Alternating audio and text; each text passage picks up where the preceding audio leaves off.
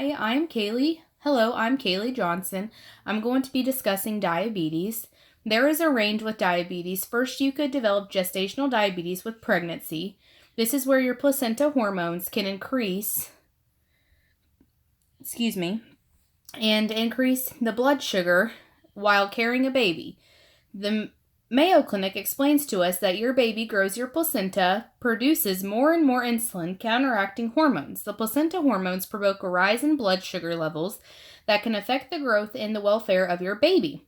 This develops during the last half of your pregnancy and increases the likelihood of needing a C-section for delivery.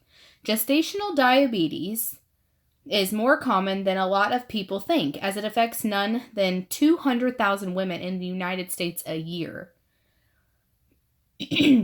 But it also normally resolves with the delivery of the baby. The age ranges between 19 to 40 years of the highest and lowest below 19 years of age and over 40 years of age. Your checkups during pregnancy will be more with gestational diabetes. It will also increase your chances of type 2 diabetes along with your health risk.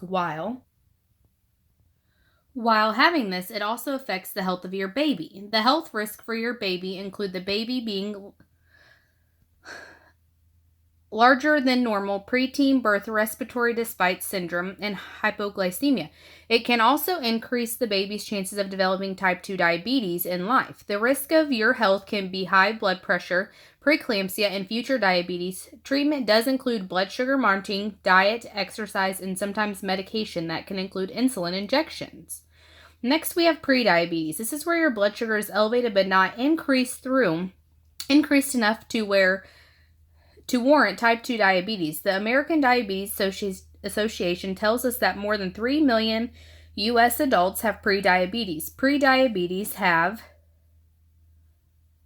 has a long life. It can be present for years or even a lifetime. This is a wake-up call. You can control with a change in diet, weight loss, lifestyle change, and sometimes oral medication. Some diet changes can include decreasing carbs, medication, low fat, and the diabetic diet. Now we are moving on to type 2 diabetes. This is a chronic condition that affects the way the body processes or metabolizes blood sugar, which is important to everyone because it is the main fuel resource for us. With type 2 diabetes, your body either resists the effects of insulin or your body does not produce enough insulin to maintain.